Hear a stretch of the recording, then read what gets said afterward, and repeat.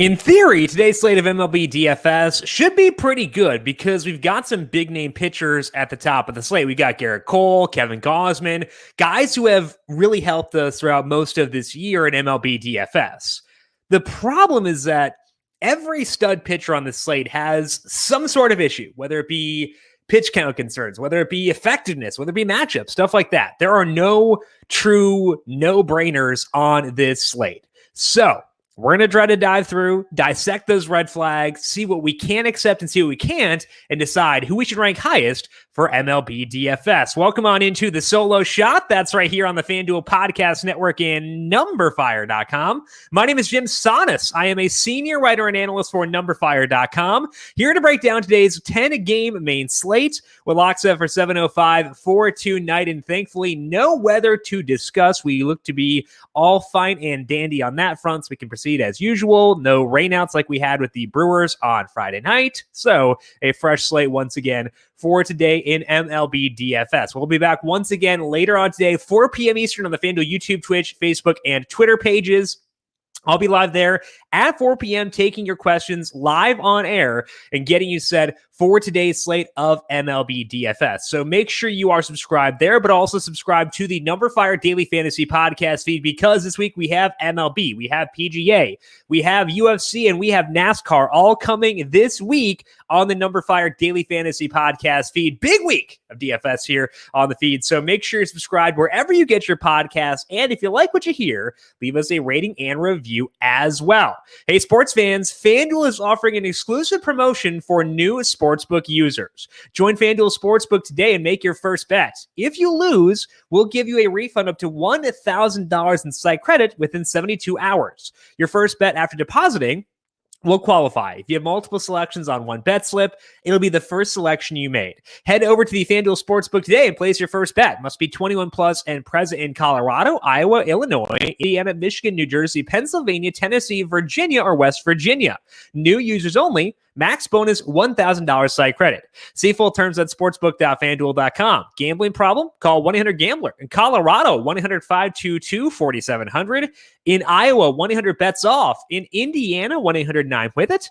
For confidential help in Michigan, 1-800-270-7117. In Tennessee, call the Red Line, 1-800-889-9789. Or in West Virginia, visit 1-800-GAMBLER.net. Pitching preview for this Monday main slate. Garrett Cole is the highest salary pitcher on FanDuel, checking in at $11,400. Kevin Gausman is $10,300. Frankie Montas is $9,400. We have Wade Miley, Cal Quantrill, and Rich Hill as the other guys at $8,000 or higher. Now, Cole is kind of the focal point here because he's coming off the COVID IL, and I don't really know what his pitch count will be because the last start was July 29th. So that's a while ago. He tested positive August 3rd. So it's been 3 weeks since he has pitched and 2 weeks since he tested positive. For now, I'm likely going to be avoiding Cole for tonight. That could change if we get info before. Specifically, I want to know how long his bullpen session was. He had a bullpen session over the weekend, I believe on the 10th or so, sometime around then. And if that bullpen was 75, 80 pitches, then I'll be in. But I haven't seen that yet. So as of right now, I don't think Garrett Cole's pitch count will be high enough for me to use him in DFS. We'll wait and see if we get additional news later on. But for right now, Garrett Cole will be lower on my list. And if I take Cole off the menu, I do think Kevin Gausman winds up being first. And that's tough for me to say because I've been off Gausman for a while now. He just hasn't seemed fully himself. There was a velocity dip for a bit in there, and that has come back up. And the reason I can still get here for Gausman is he's still at upside. He has been throwing more four-seam fastballs recently. Specifically, that has been up in his past 8 starts. And in that time, Gausman's walk rate has shot up. It is 13%, which is a really rough mark. Not only does it add base runners, but also every walk is at least 4 pitches. So it jacks up your pitch count too. And as a result, we've seen Gausman go 6 innings just 3 times in that 8-start sample. That's the bad. That's why there are red flags around Kevin Gausman. The good is that he's still getting strikeouts. He has a 28% strikeout rate. He has 8+ strikeouts half those starts, and that does include 2 of his past 3 starts. One of those good starts was against Houston. The non-strikeout plate appearances there were kind of rough.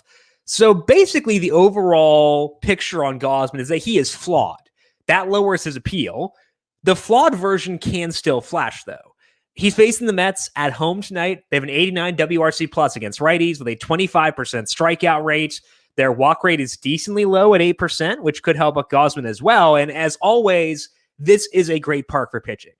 I don't mind fading Gausman for single entry. Like, let's say you get a read that Gausman will be the runaway chalk on this slate. I am very okay deviating and jumping elsewhere, and it might be the optimal way to play things. Straight up, though, he is a top option. It's hard to gauge popularity and stuff like that this early in the morning. So for right now, Gausman is one.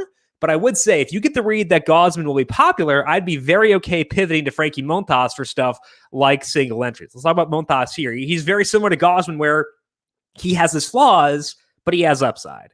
Part of the flaw for Montas is not him. It's his matchup.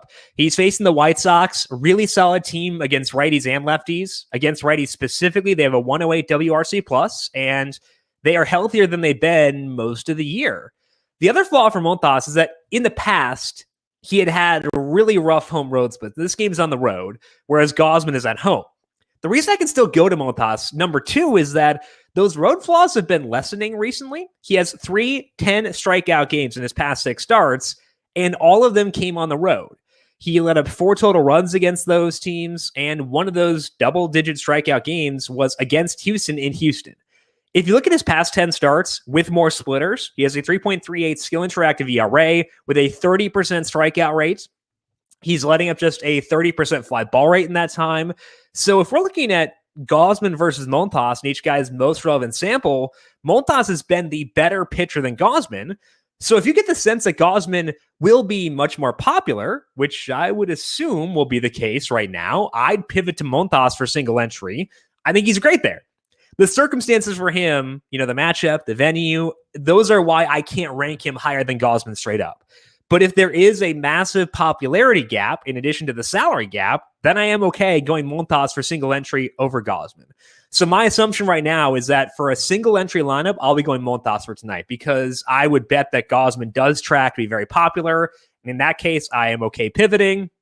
If you get the read, though, the people are hesitant on Gausman, then I would say, if we're playing things straight, then go Gausman. But for right now, based on the way I think things will break later on, I would say Montas over Gausman for single entry, but Gausman over Montas straight up. As far as the value plays, it kind of does feel like it's a no-brainer to go Touki Toussaint. And for me, he ranks third behind Gausman and Montas. Again, assuming I can't use Cole, we'll see if that changes based on, if we get any vibe around pitch count later on. A lot of it for Toussaint is the matchup. He's facing the Marlins. They have just an 84 WRC plus versus righties with a 132 ISO. Toussaint has a 25% strikeout rate, and he doesn't walk that many guys, or at least not so far. He has not. That's about as peachy as you can get, or I should say for the Marlins, not as many walks as you would hope. So it's a peachy matchup in terms of projected pitch count, in terms of strikeout rate, in terms of power. That's a good. Touki, similar to Gausman and to Montas, does have his flaws. He's let up a 51% hard hit rate this year. That's very bad. The upside is there, though.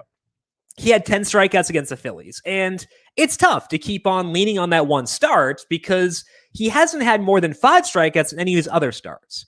But there aren't many pitchers in general, but specifically pitchers on this slate who have the ability to get 10 strikeouts, and he did do that. That means something to us. Overall, in the big leagues this year, Toussaint has a 24% strikeout rate, the walk rate manageable at 8%. So if he were $9,500, we would not use him because, it's one start where he was really good. That's tough to lean on. But he's $7,900 in an elite matchup on a not ideal pitching slate. I can live with that, and I will. So I am happy to have shares of all three of Gausman, Montas, and Toussaint tonight. There's no real top guy. So I would say I'm just going to use all three and see what happens and go from there. But I do think that all three worthy of exposure for tonight. We'll see on Cole, but for right now, those are the 3 guys I want to use in DFS for tonight. Now, the pitching landscape is pretty tough because, there are red flags everywhere. And on a 10-game slate, that likely means stacking is pretty good. Indeed it is. And I do think it starts at Coors Field. Both sides of this game are pretty fun. I'll start with the Padres. I do prefer them by a tiny bit, but I think the Rockies are in the same tier. We'll talk about them in just one second. But first, the Padres are facing Antonio Senzatela. Definitely not the model for stacking because he does let up just a 28% fly ball rate. And when you have a 28% fly ball rate, that does limit some of the damage you can do against this guy. He makes up for it, though, by letting up a ton of balls in play. Over the past 7 starts with more four-seam fastballs and fewer sliders, Senzatela has let up an 18% strikeout rate with a 3% walk rate. He is letting up hard contact 45% of the time, and it has led to some issues even when he's not at Coors Field. He let up 5 runs to the Reds in Cincinnati at the start of this stretch. Now he's at Coors Field and facing the Padres, and Fernando Tatis is back. That's a pretty tough ask. So the Padres are very obvious, but sometimes the obvious play is obvious for a reason. I think that that is a Padres for tonight. So they are the top stack of this slate. Against Senzatela, we don't need to worry too much about righty versus lefty, et cetera, et cetera. Lefties strike out less against him, but they also hit more ground balls. So I just picked the guys you prefer straight up. And that means Tommy Pham going to grade out pretty well as being undersalaried here. He's $3,800, probably going to bat 5th for tonight. Batting 5th may not present as much stolen base juice as he had when he was batting leadoff, but I do think that it's hard to pass Pham up in a situation where it's a righty who is not dominant versus righty. So Tommy Pham, undersalaried for today, and a guy I would like to get to for sure. As for the Rockies, the Padres have not yet confirmed that Ryan Weathers will start this game for them. It is his turn. It's his time to go. So I think we can say it'll be him, but check back on that on the 4 p.m. show just to make sure things do not change. And if it is Weathers, that would lead us to stacking the Rockies here. Weathers has had a rough year so far. He was up in the big league, started in the bullpen, moved the rotation, got hurt, came back, got sent down to the minors, and then came back up, went on the IL again. He's made 7 starts since he came back from the minor leagues and had that one IL stint in between there. And those 7 starts have not been great thus far. He has a 5.18 skill interactive ERA with a 17% strikeout rate and a 10% walk rate. The hard hit rate against Weathers is 44% in that time. He does get some ground balls, but it's not enough ground balls to erase the issues he has elsewhere. So he's facing Colorado. Colorado's offense is not good, but that's more so true against righties and more so true on the road. When they're at home against the lefty, that's their best state. And that's what we get here for today. And honestly, I'm very okay stacking Colorado versus the lefty at home. And that's what we get here against Weathers. I do think it's a great spot to stack them. And I do think they are in the same tier as the Padres from a stacking perspective, but they're also much lower salary than the Padres. I was talking about Pham being undersalaried at $3,800. There are no Rockies with a salary higher than $4,000. And they've got some guys who are hitting for power, not just Crow, not just Story, et cetera, but Connor Joe, $2,900, likely to hit leadoff. Elias Diaz had a homer binge at the end of July, early August. He's $3,100. Brendan Rodgers, he has smoked lefties. He's $3,300. So there is a lot to like here. I think you can make a very easy argument for ranking the Rockies first, given the salary savings they provide relative to San Diego. And honestly, like if you're going Gosman, it might be the Rockies first just because you have to due to the salaries on the Padres. So I like the Rockies quite a bit and we vary in on them. And I would not be shocked if I wind up having more Rockies stacks than Padres tonight, but I do like both and I will happily get to both. The third stack was tough because there were some good contenders. We'll go through all those in things to watch, but I did wind up settling on the Rays third. They're facing Matt Harvey, who has been a lot better recently to the point where I actually bet an opposing team total under 2 weeks ago, which against Matt Harvey seems unfathomable, but he's facing the Rays tonight. It's a pretty tough team for him to face, so I want to stack them here. The reason that they're a rough team for Harvey to face is that they have a bunch of lefties. If you look at Harvey's results against, it would say to favor righties against him because they have a 382 WOBA against him, whereas lefties is 311. That is a deceptive number in small samples. All the peripheral numbers, the numbers that stabilize more quickly, say lefties should smash Harvey. Their strikeout rate equal to that of righties against him, but lefties make more hard contact and hit much fewer ground balls. So yeah, the results say favor righties, but going forward, I would expect lefties to have better numbers against Matt Harvey. And they're going to have a lot of lefties in this lineup. I would bet that 4 of the top 5 guys and potentially 7 out of 9 total in the Rays lineup wind up being lefties for tonight. They're going to hit them hard. And I want to be there for stacking if they do. The 2 guys I want to be all over here are Austin Meadows and Ji-Man Choi. They are $3,200 and $2,500 respectively. They're kind of in slumps. That's probably why their salaries are lower, but they both have great power numbers against righties. Even we look just since the All-Star break. Both Choi and Meadows have good ISOs versus righties in that time. Neither guy is striking out to the point where you get concerned. So I think that although they are both in quote-unquote slumps, I think they will snap out of it soon, and that could very well be tonight. So to me, I think the Rays are a great stack. They are number 3, despite the fact that I respect the improvements Harvey has made. I do still think that the Rays are a great team to stack for tonight. With that said, there are a lot of other options. If you're not convinced by the Rays, or if you really think that Harvey has turned a corner or think they'll be too popular, you could turn to the Dodgers. They're facing Steven Brault tonight.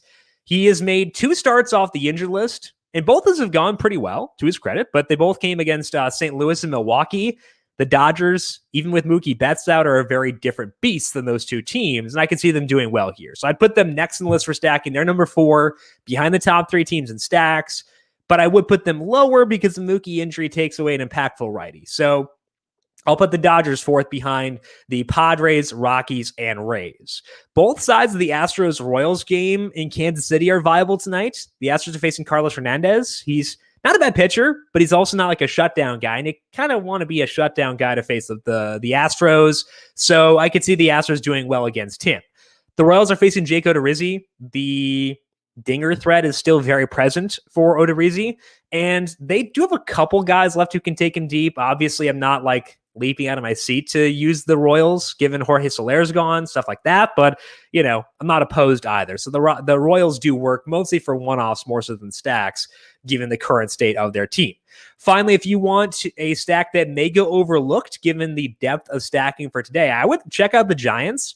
They're facing Rich Hill, who I guess it's not been officially announced yet, but it seems like he'll be the starter.